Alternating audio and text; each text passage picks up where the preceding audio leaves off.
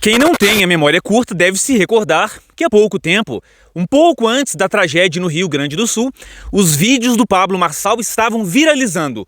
Ele era rotulado de mitomaníaco, megalomaníaco e as suas narrativas, fábulas fantasiosas. Alguns creem serem verdade, outros não. Não estou aqui para poder definir a verdade sobre o que aconteceu na vida particular dele, mas as narrativas eram, como eu poderia dizer, um pouco irreais. Esses vídeos viralizaram e tudo que se falava era negativo a respeito da figura de Pablo. E aí vai uma grande lição que a gente pode tomar como base, que as coisas não são tão fatalistas quanto muitos acreditam ser, e que a gente tem o poder de conseguir alterar uma percepção negativa que as pessoas têm a respeito da nossa imagem. Durante a tragédia, as enchentes do Rio Grande do Sul, Pablo Marçal, como é um homem muito bem abastado, começou a usar a sua influência e o seu poder monetário para ajudar vidas de pessoas que haviam perdido casas, que estavam passando por situação calamitosa, e muitos vão dizer que ele fez isso para ter mídia. Eu acho que o ego do ser humano é uma coisa congênita, uns têm mais ego, outros têm menos ego, e a gente vive em sociedade, e a gente está em um período da história humana em que a atenção nunca foi tão valorizada. Ela é a nova moeda. E o próprio Pablo Marçal fala disso em seus vídeos. Então, se ele fez isso para ter mídia, se foi por ser uma pessoa benevolente, eu acho que no final das contas, o que importa é que pessoas necessitadas foram ajudadas. E a gente pode, tirar uma conclusão muito interessante. Eu acho que é mais ou menos óbvio para boa parte das pessoas que o nosso governo é ineficiente e que voluntários e a iniciativa privada conseguiu fazer mais do que o próprio Estado, tá? E isso aqui não é um discurso libertário de modo algum, Eu até invoco a frase de Thoreau. Eu almejo agora, não por governo nenhum, mas imediatamente por um governo melhor.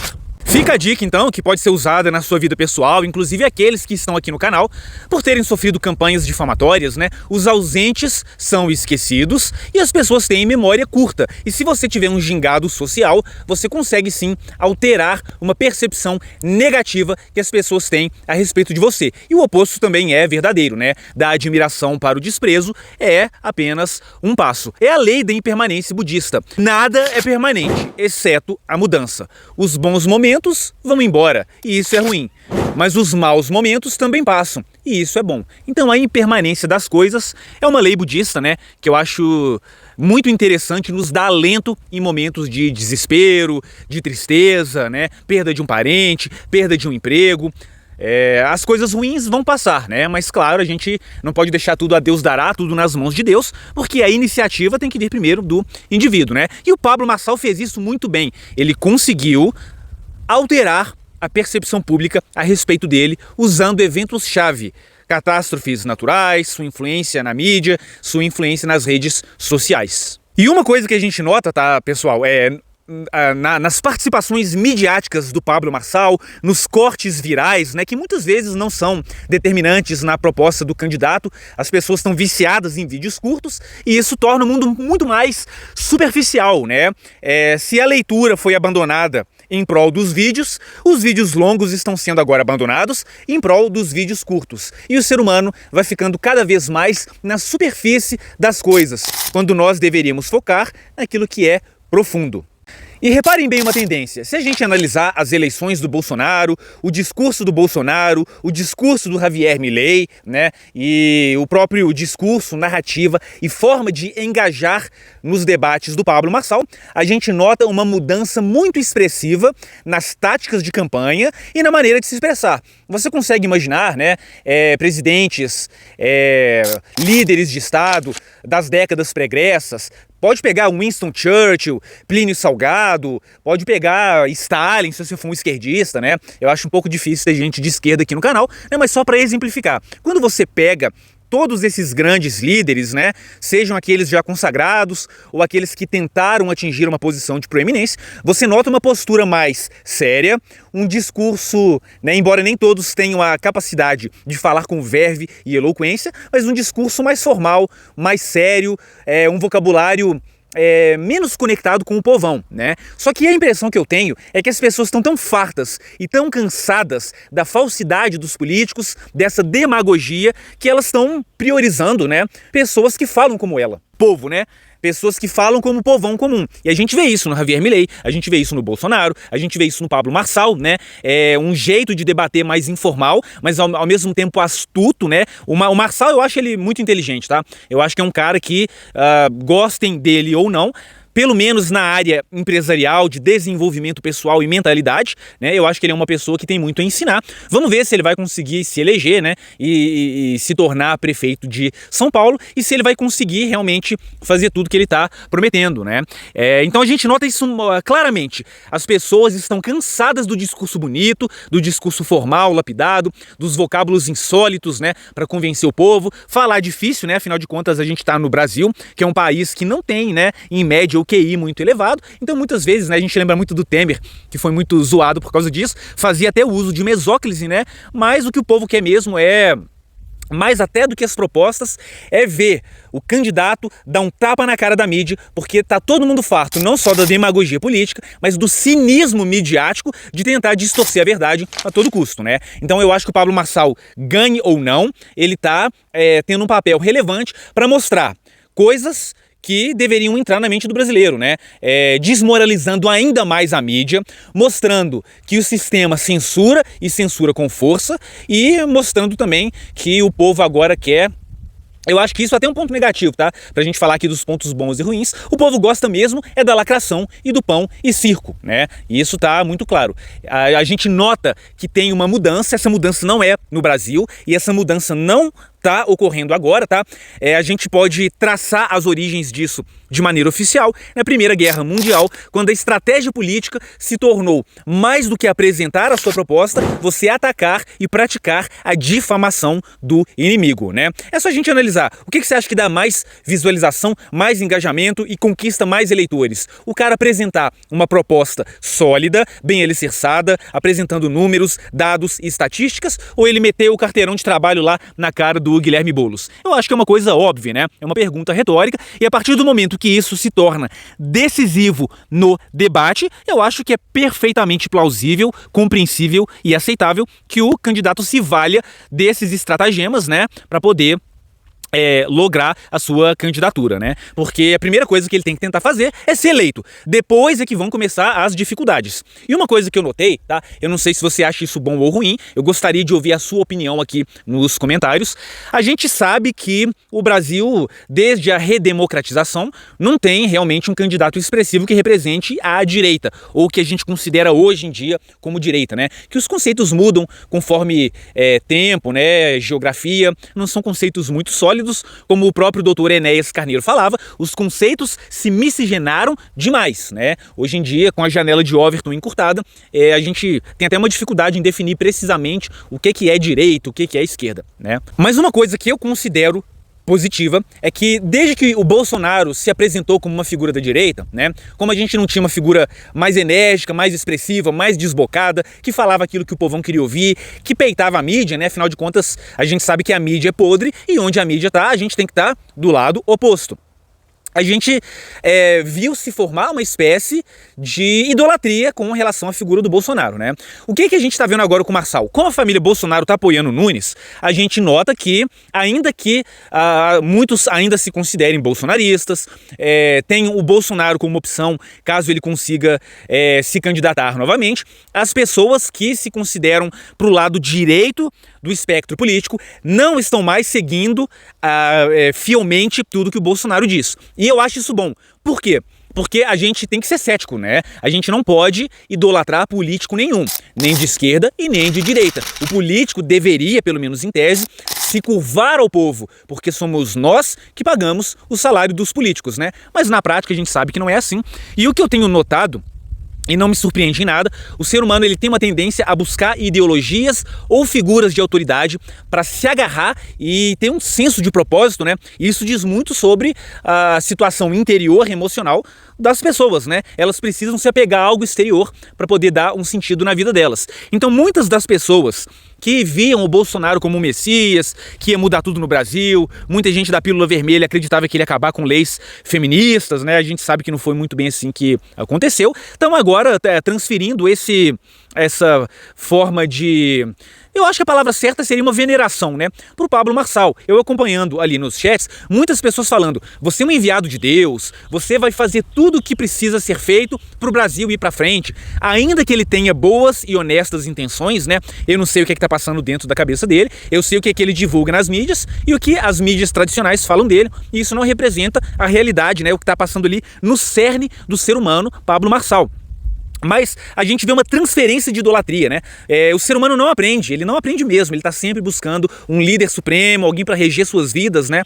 E a gente sabe que isso não funciona, que a gente tem que ser cético, ainda que a gente veja esse candidato, né, quem acredita que ele seja uma alternativa, é ver com ceticismo, cobrar e nunca cair na idolatria, né? Confiar em político. Eu acho assim, que quando a gente fala do cenário brasileiro, os políticos, eles representam a maior parte dos problemas que a gente tem, né? Como é que um político poderia ser de fato a solução? Então a gente tem que ter essa visão cética quanto aos políticos, não confiar cegamente em ninguém e tentar usar o nosso poder de voto, né? Embora eu não acredite realmente que o voto seja tão determinante, para poder pressionar essas pessoas que estão no topo, parasitando o dinheiro público, tá? Então, sem idolatria, sem veneração. Como vocês devem saber, o Pablo Marçal teve uma das suas redes no Instagram banidas temporariamente, né? E isso deu muito o que falar. Eu vi várias análises muito interessantes na internet. O Submundo Intelectual falou disso, o Ancap Sul falou disso, várias pessoas mais realmente alinhadas à direita bolsonarista falaram disso. Eu acho que a análise do Peter, do Ancap Sul, foi muito interessante. Ele foi até satírico, né? Em suas colocações. Quando ele estava lendo a matéria, o que deu a entender, né, é que o juiz que pediu a exclusão temporária da rede do Pablo Marçal, né, as justificativas por ele usadas são meio desconectadas da realidade. E o Peter, eu achei fantástico, né? Ele foi irônico, assim, de uma maneira discreta, mas eu acho que na medida certa. Ele falou assim pro juiz, né? Eu acho que você, né, seu juiz, deveria pedir pro seu neto para te explicar o funcionamento do Instagram e do YouTube, né? As justificativas dadas pelo juiz não são palpáveis, às vezes, né? E eu acho que isso suscita reflexões positivas, não só na área política, né, mas em várias áreas em que os juízes, como se consideram deuses na terra, têm o poder de determinar vidas, guardas de filho, se você pode se comunicar ou não, banir pessoas das redes sociais que dependem delas para poder viver. Então o cara, numa canetada ali, ele vai e acaba com a vida de muita gente, né? E muitas vezes o juiz é um tiozão, né, de 45 anos, né, 50 anos, 55 anos, que não entende nem o básico das redes sociais. E é o juiz que vai determinar como um candidato vai usar o Instagram. Então isso nos faz questionar, né? Até que ponto eles podem ter esse poder quase ilimitado, né? Que ainda que se possa recorrer, é uma decisão que já prejudica o candidato. E eu acho que é até importante a gente trazer isso para o debate também da vara de família. Tem uma frase que eu gosto muito, que a canetada de um juiz da vara de família faz tanto mal para as crianças quanto o tráfico de drogas, né? Porque as decisões que eles tomam são, né, na vara de família em específico, né, trazendo o assunto um pouco para esse lado, são completamente absurdas. Então tem que ter uma limitação do poder dos juízes, né? Porque eles estão dançando e sambando na cara do povo, em todas as áreas, né? Sejam juízes da vara de família, sejam ministros do STF, o que a gente está vendo acontecer é triste demais, né? É o poder de uma minoria que não dá nem 1%, que esmaga de cima para baixo o povo que sustenta essas facções, né? Porque eu acho que é quase uma máfia, né? A vara de família é uma máfia, a indústria da violência doméstica é uma máfia, a gente vê aí partidos que são quase facções criminosas regendo de maneira suprema sobre o povo brasileiro, né? Então são muitas coisas que deveriam ser questionadas, não apenas no caso do Pablo Marçal, mas que isso sirva de exemplo para a gente conseguir enxergar de maneira mais ampla, tá? E quando a gente fala de liberdade de expressão, eu noto que existe sempre um maniqueísmo, né? Muitas pessoas acreditam que é o Estado, outros que são favoráveis a um Estado máximo, né, acreditam que o problema são os empresários, quando na verdade nós vemos várias frentes distintas, que às vezes agem em sinergia, que às vezes são opostas, atacando a liberdade de expressão. A gente vê governos autocratas que controlam totalmente as mídias, só existindo mídias estatais. Você vê plataformas de redes sociais privadas que têm políticas muito específicas, né, que abrem margem para você silenciar certas visões políticas muito específicas. A gente lembra do caso Monark, né? Ele era até super liberal e depois ele percebeu que, como a gente está, por exemplo, aqui no YouTube, o YouTube determina, por ser uma empresa privada, o que pode ser dito e o que não pode ser dito, né? Então a gente já vê que nem nas redes sociais a gente tem liberdade de expressão verdadeira. Então temos Estado contra a liberdade de expressão, estados autocratas, a gente tem decisões arbitrárias de juízes, a gente tem ministros do Supremo banindo canais no Telegram, o dono do Telegram foi preso recentemente na França, essa plataforma que vai aparecer aqui na frente, que é uma concorrente do YouTube, e essa realmente não cedeu às pressões e a liberdade de expressão ali é quase máxima. O dono teve as contas bancárias congeladas, sufocar a pessoa financeiramente é uma estratégia, né? Eles não fizeram isso com o Marçal, que o cara já é rico. Então, não podendo atacar o financeiro, eles atacam a sua influência. Então você nota, né, que são tantas instituições privadas, estatais, decisões regionais, é muito difícil a gente acreditar na atual conjuntura que a gente vai ter, de verdade, uma liberdade de expressão plena, né? No Brasil, pelo andar da carruagem, eu até diria que a gente ruma para uma situação verdadeiramente ditatorial. E numa situação dessas, eu bato palmas para a plataforma Rumble, que não cedeu às ordens do ministro Alexandre de Moraes e preferiu encerrar suas atividades no Brasil para se manter fiel aos seus valores, né? A gente lembra que teve o Parler também, que não foi muito para frente, o X, que hoje tem mais liberdade de expressão. Eu tô até para fazer um vídeo de um cartunista, particularmente eu sou fã do cara, ele já não tá mais no Instagram, já também não está mais no Facebook, porque as tirinhas, elas são pesadas, tá? E o X tem uma liberdade de expressão bem maior do que as outras plataformas, mas ainda assim a liberdade de expressão é de 99%. Esse 1% que falta é para proteger aquela elite mundial, aqueles 1% que controlam praticamente todas as narrativas e controlam ambos os lados da moeda, né? É o teatro das tesouras e, para bom entendedor, meia palavra basta. É isso então, pessoal, eu vou dar uma resumida no que a gente falou aqui, tá? Para ficar bem fixado a reflexão de hoje. Não caia na Black Pill, a gente vê que o Marçal, que era um palhaço mitomaníaco, megalomaníaco há poucos meses, hoje está sendo o favorito para a Prefeitura de São Paulo, e a Prefeitura de São Paulo virou debate no Brasil, você usando, né, como ele fez com a tragédia do Rio Grande do Sul. Se foi honesto ou não, não cabe a mim julgar, mas a gente pode aproveitar as oportunidades que o ambiente nos oferece para mudar a percepção que o público tem sobre nós, né? Os ausentes são sempre esquecidos, a lei da impermanência budista nos dá alento, tudo que é bom passa e tudo que é ruim também. Então é uma lição de esperança para qualquer problema que a gente tiver na vida, né? Vamos prestar atenção na nova forma de debater política, ela não é tão séria e formal, cansados de demagogia, o povo quer ver, né, o circo pegar fogo. Desde a Primeira Guerra Mundial, o que nós temos visto é uma tática de excessiva difamação do opositor, mais do que a apresentação do seu próprio lado, né? Devemos questionar os juízes, especialmente nas varas de família, que é onde eles destroem mais vidas, com suas canetadas maléficas, malevolentes, arbitrárias, assassinas, né? Não vamos economizar no vocabulário. Vamos lutar pela liberdade de expressão, combatendo todas as formas de censura, sejam elas privadas, nacionais, estatais, supranacionais, tá? Porque a liberdade de expressão é a coisa que a gente tem de mais importante. Qualquer um sabe que a agenda hoje, que o propósito primordial da agenda é controlar a internet, mas eles estão tendo dificuldade. Vamos ser uma pedra no sapato de quem quer controlar as narrativas. E vamos aguardar, né, se ele realmente foi eleito. A candidatura para a Prefeitura de São Paulo é a mais importante do Brasil. Se ele ganhar, existe a chance dele bater de frente com o Bolsonaro, tá, para a presidência, caso o Bolsonaro consiga se tornar reelegível novamente.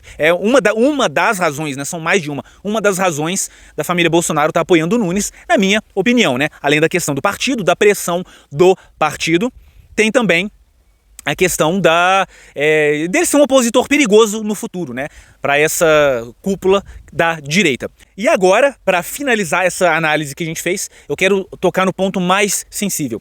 Você já parou para questionar verdades tidas como supremas? Porque muitas vezes a gente vai analisar uma situação partindo de verdades pré-concebidas.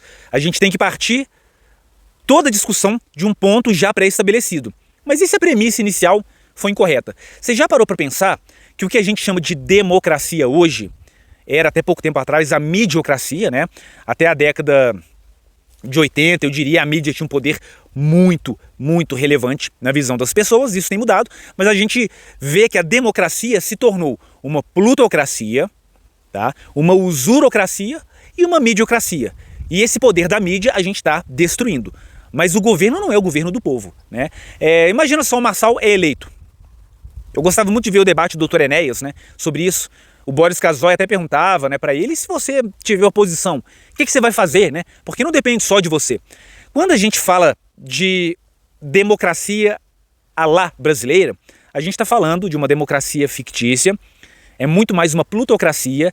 A gente vive em um país extremamente burocrático, que é capaz da oposição afundar o Brasil e os brasileiros só para prejudicar o seu opositor, né? E se a democracia, nos moldes atuais, for a fonte de quase todos os nossos problemas? Fica a reflexão, se inscreve, deixa o like e até a próxima.